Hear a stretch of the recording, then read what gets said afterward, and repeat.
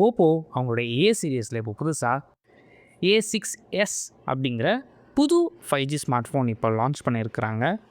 இன்றைக்கி இந்த வீடியோவில் இந்த ஸ்மார்ட் ஃபோன் எப்படி இருக்குது அண்ட் இவங்க லான்ச் பண்ணியிருக்கிற இந்த ப்ரைஸ் பாயிண்டில் இந்த ஃபோன் நீங்கள் வாங்கலாமா அப்படிங்கிற கம்ப்ளீட் டீட்டெயில்ஸ் இந்த வீடியோ நீங்கள் தெரிஞ்சுப்பீங்க.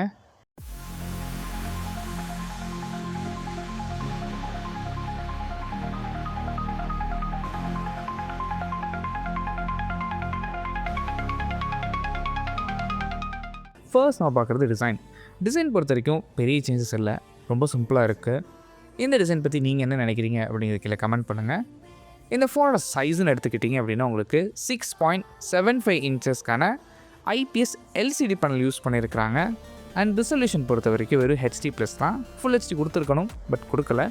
அண்ட் ரெஃப்ரெஷ் ரேட் பொறுத்த வரைக்கும் உங்களுக்கு 120 Hzக்கான ரெஃப்ரெஷ் ரேட்டும் அண்ட் பீக் பிரைட்னஸ் எடுத்துக்கிட்டிங்க அப்படின்னா உங்களுக்கு 1125 nitsக்கான பீக் பிரைட்னஸ் கிடைக்கும்னு சொல்லியிருக்கிறாங்க. ஸோ டைரக்ட் சன்லைட்டில் யூஸ் பண்ணும்போது ஓரளவுக்கு ஈஸியாக இருக்கணும். அண்ட் பிக்சல் டென்சிட்டி வந்து கம்மியாக தான் இருக்கும். இதுக்கு காரணம் இங்கே HD+ தான் யூஸ் பண்ணியிருக்கிறாங்க. வெறும் 256 பிக்சல்ஸ் per inch.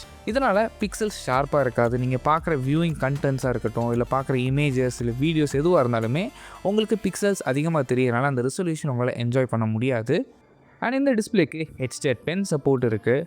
கூடவே டச் சாம்பிளிங் ரேட்னு எடுத்துக்கிட்டிங்க அப்படின்னா உங்களுக்கு 240 Hzக்கான டச் சாம்பிளிங் ரேட்டும் and DCI P3 colour camera எடுத்துக்கிட்டிங்க அப்படின்னா உங்களுக்கு 83%க்கான DCI P3 கலர் கேமரா இருக்குது. ஸோ இவ்வளோ கொடுத்துட்டு ஒரு ஃபுல் HD கொடுத்துருந்தா இன்னுமே பெட்டராக இருந்திருக்கும் இந்த டிஸ்பிளே பாயிண்ட்டுக்கு. பட் HD மட்டும்தான் கொடுத்துருக்குறாங்க. நெக்ஸ்ட் இந்த ஃபோனில் யூஸ் பண்ணியிருக்க ப்ராசஸரை பொறுத்த வரைக்கும் MediaTek Dimensity 6300 ப்ராசஸர் யூஸ் பண்ணியிருக்கிறாங்க. இந்த ப்ராசஸரோட பர்ஃபார்மன்ஸ் எடுத்துக்கிட்டிங்கன்னா ரெகுலர் யூசேஜுக்கும் இல்லை கேஷுவல் யூசேஜுக்கும் போதுமானதாக இருக்கும். ஹெவி இன்டென்ஸ் யூஸுக்குலாம் இது பெருசாக தாங்காது. அண்ட் கேம்ஸ் ப்ளே பண்ணுறீங்கன்னா கேஷுவலாக எந்த வித இஷ்யூஸும் இருக்க போகிறது இல்லை. அண்ட் இந்த ப்ராசஸரை சப்போர்ட் பண்ணுறதுக்கு 6GB வரைக்கும் LPDDR4X RAM ஆப்ஷனும் அண்ட் 120GB வரைக்கும் UFS 2.2 ஸ்டோரேஜ் ஆப்ஷன்ஸ் கொடுத்துருக்குறாங்க.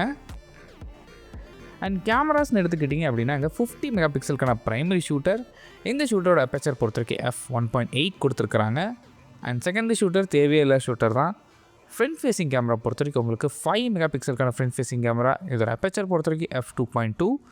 அண்ட் நோட் பண்ண வேண்டிய விஷயம் என்ன அப்படின்னா இந்த ஃபோனில் 4K வீடியோ ரெக்கார்ட் பண்ண முடியாது. உங்களால் ஃபுல் HD வீடியோஸ் மட்டும் தான் ரெக்கார்ட் பண்ண முடியும் 60 FPSல.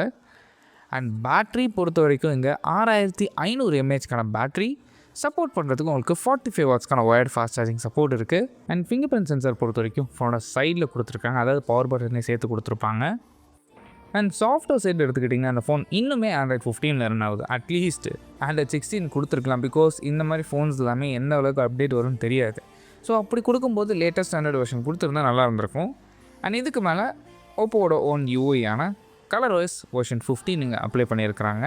அண்ட் ஃபைனலாக இந்த ஃபோனோட ப்ரைஸிங் பொறுத்த வரைக்கும் Oppo A6s பேஸ் வேரியன்ட் உங்களுக்கு 4GB RAM 128GB வேரியன்ட் உங்களுக்கு 18,999க்கும் 6GB RAM 120GB வேரியன்ட் உங்களுக்கு 20,999க்கும் லான்ச் பண்ணியிருக்கிறாங்க.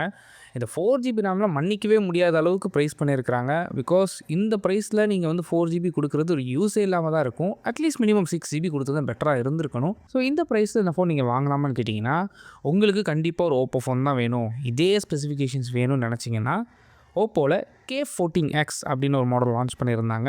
அந்த ஃபோனும் இந்த ஃபோனும் ஒரே ஸ்பெசிஃபிகேஷன் தான், ஜஸ்ட் ப்ரைஸிங் மட்டும் தான் மாறப்போகுது. ஆனால் ஆஃப்லைனில் கிடைக்காது. நீங்கள் வேணும் அப்படின்னா நீங்கள் ஃப்ளிப்கார்ட் மூலமாக தான் அந்த ஃபோனை நீங்கள் பர்ச்சேஸ் பண்ணணும். இல்லை உங்களுக்கு வேல்யூ ஃபார் மணி தான் வேணும் அப்படின்னு நினச்சிங்கன்னா பெட்டரான ஸ்மார்ட் ஃபோன்ஸ் எவ்வளோ இருக்குது, நம்ம சேனலில் வீடியோ போட்டிருக்கோம், நீங்கள் அதை கூட கன்சிடர் பண்ணி பாருங்கள்.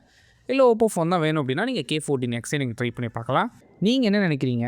ஒரு 19,000 rupees கொடுத்து ஒரு 4GB RAM ஃபோன் நீங்கள் வாங்குவீங்களா அப்படிங்கிறத கீழே கமெண்ட் பண்ணுங்கள். தேங்க்ஸ் ஃபார் வாட்சிங்.